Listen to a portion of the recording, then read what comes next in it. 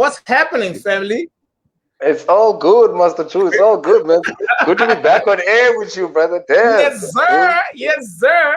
Yes, sir. Let's see Oh, here the we go. t-shirt though. Let's see the t-shirt. Oh, Stand that's up fresh. move. When you That's fresh. Stand up 200 move. bucks.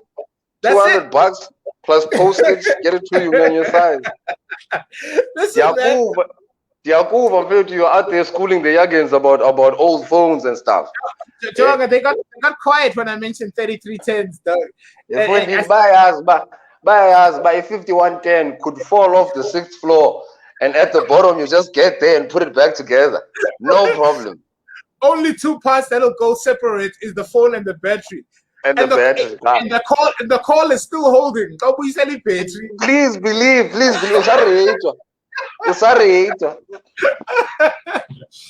For it too, I've heard a lot of people who are despondent and say, "I'm leaving South Africa." But Tina, we're saying we are living South Africa. Tell us all about living South Africa. Hey, my brother. Good to be here. First of all, Molweni, Nels, and Sio. What's up, y'all? Firstly, when I'm Master True, I was kind of in between two minds about this whole way that we are doing this because now I've got a deep voice, most. So as a result, people think I'm a big guy. And if there's one assumption that I'm fine with people having about me, it's the fact that I'm a big guy. Now, Gogu, there's video evidence that I'm not a big guy. You're just killing my swag, man. You're killing my swag.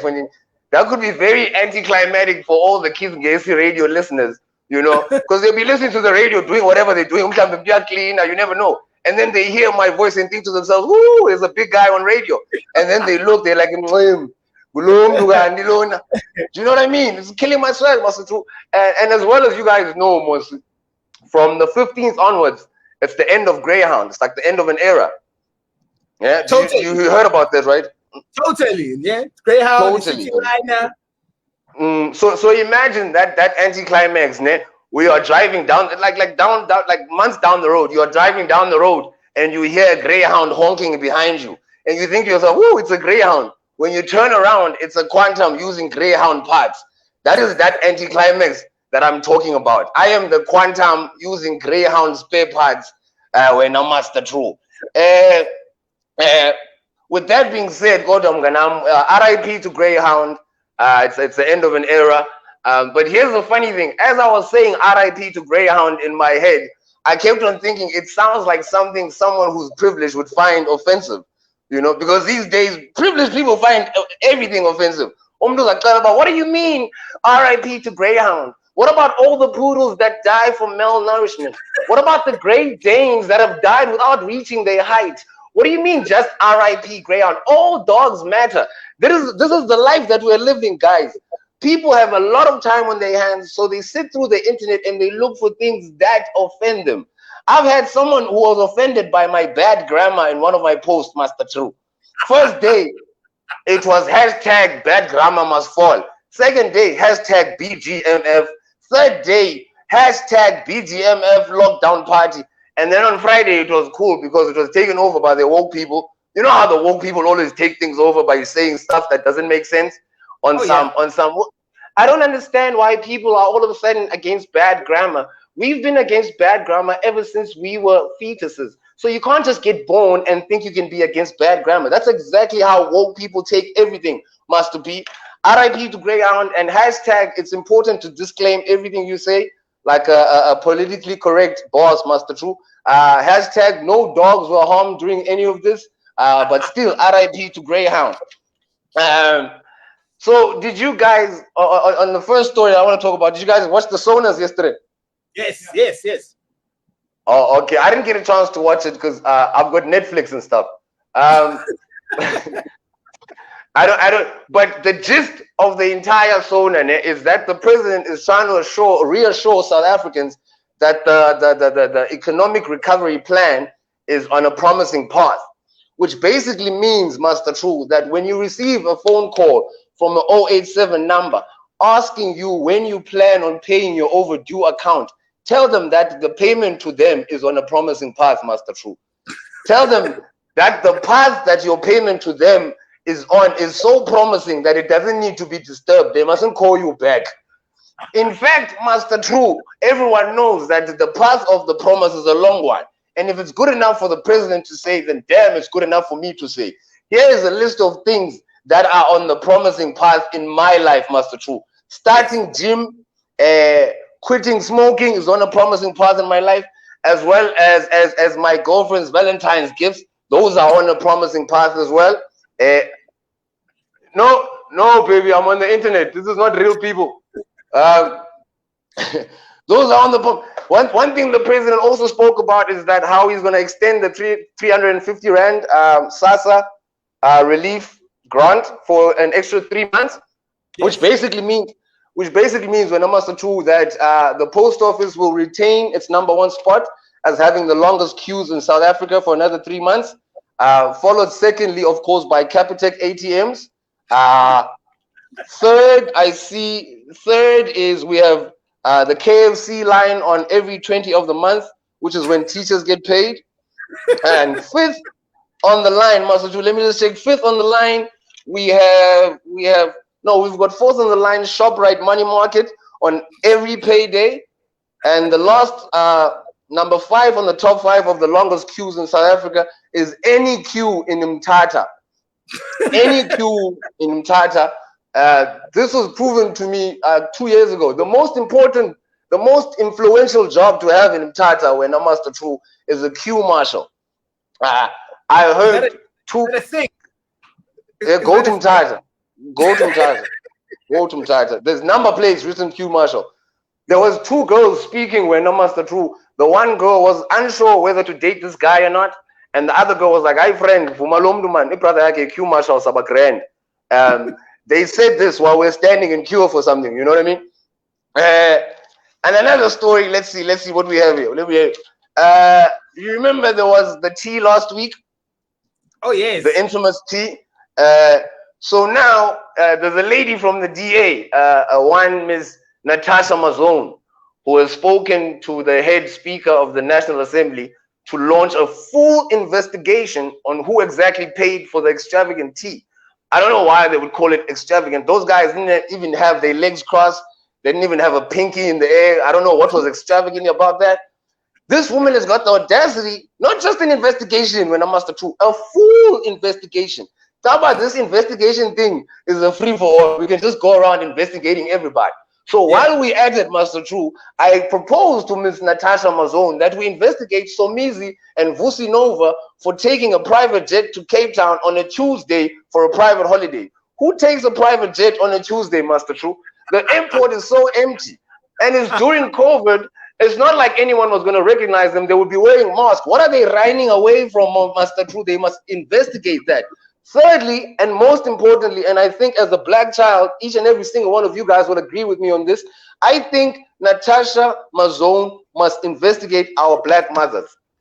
From the age of 3 till about 9, every time we have visitors over and they leave me money, my mother always asks me to let her keep the money for me. And the time comes when I want my money back, my mother always tells me, Ella, where do you think your food comes from? Where do you think your clothes come from? And I never see my money. So if we're investigating anybody, let us investigate each and every single one of those black mothers to find out where the money went, Natasha. My old lady, pay back the money. Lastly, when Master True, while we live in South Africa, about that point, it gets a bit irritating sometimes, Pofu. Because politics, you realize that they are not about the people on the ground. Right. It's about outdoing other political parties. Right. So you find that they don't tell us what they would do. They only point out what the other parties are doing wrong, which is you know what I mean. Which would be like me if I was going for an interview for a slot on Keith Ngesi Radio, and they asked me, so Mbu, what do you think you can add to the organization? And then I'm like, well, first of all, those aren't real True Census dreads. Those are not his real dreads. He's lying to the people. Secondly, Usiolise, his co-host, on the photo shoot of this Moment of Truth event, he was wearing white jeans. You cannot trust a man wearing light jeans. That needs to be investigated. And then the people asking me, obviously they'll keep on asking, Mambu, please tell us what you can bring. Mr. Interviewer, Nels Diniso naye must come with the truth. No one has a name like Nels. She must tell us her long, embarrassing, somewhat English name. If I die, I die, Diniso. We want the whole entire truth. So that is exactly what Natasha is doing. You know what I mean? Like this, we irritated as that as South Africans. And lastly, ladies and gentlemen, another story that caught my eye, and I know money but a minister at the Nelson Mandela Bay municipality, I'm not sure what minister he is, he's standing trial for stabbing a construction worker who was hiding in his wife's house. What? He was hiding in the bottom. Allegedly, the guy was breaking into the house. All right. Now, Master True, there's a thing in law called the balance of probabilities. Yes. Yeah, it is the most likely scenario, you know. And then I think about this because the only way that they could know that this guy was a construction worker was by his attire. There's no way that before the minister stabbed him, he gave him an interview like, so what do you do in your spare time when you're not robbing houses? You know what I mean? It had to be his attire. Now I'm being asked to believe, when no Master True, now in Nails, now it's yours, Mr. White Jean.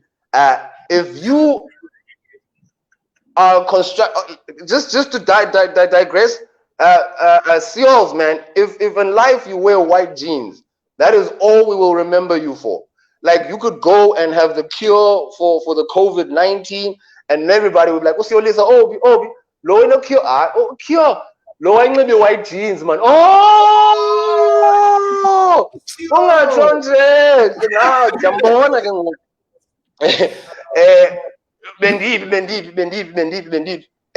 so here's the thing. They expecting me to believe that when a Master True, when a yours, when a Nails, if you are a construction worker by day and a house burglar by night, it is highly unlikely that you're going to go to your night job wearing your day job garb. You know what I mean? That doesn't seem. Who breaks into a house wearing parabellum shoes, a hard hat, and a reflector vest, Master True? Like, you know what I mean? With a tool belt. You know what I mean? With the tool belt, and the tool belt might make sense, but I mean the rest is like, come on. So here's my other, a scenario B. The minister stays 300 k's away from his wife. They live in separate houses. All right. So they see each other now and then. Right. You add a construction worker to that environment, to that scenario, and you've got yourself a scene from an adult movie. Actually, yeah. He could have been a pizza guy. He could have been a pizza. There's an entire category dedicated to this exact situation, Master True. And here's the thing about it. If the listeners think I'm taking it too far, I dare you, people of the internet, right now, go to your internet, the search box. Go to the search box and type in all the relevant words in this scenario. Type in husband away, wife alone, and you don't even have to finish the third part. Just write in construct, and the internet will finish it for you, ladies and gentlemen. This has been Living South Africa. Thank you very much for having me, Master True. We're doing it every week, right? We're doing it every Friday, man. And thank you for not leaving South Africa, because we need you to live South Africa with us. Be easy, man. That's Stand Up Move. Catch him on your socials. Where can they catch you on your social media, man? On Instagram, I am Stand Up Mbu. On Facebook, my page is Mbulelo Msongelwa. Look out for the website. There's a couple of events coming up. I am very funny in real life. Yeah, I'm a witness to that, man. Thank you so much, my brother. We'll catch you next week. Salute. Salute, man. Yeah, man.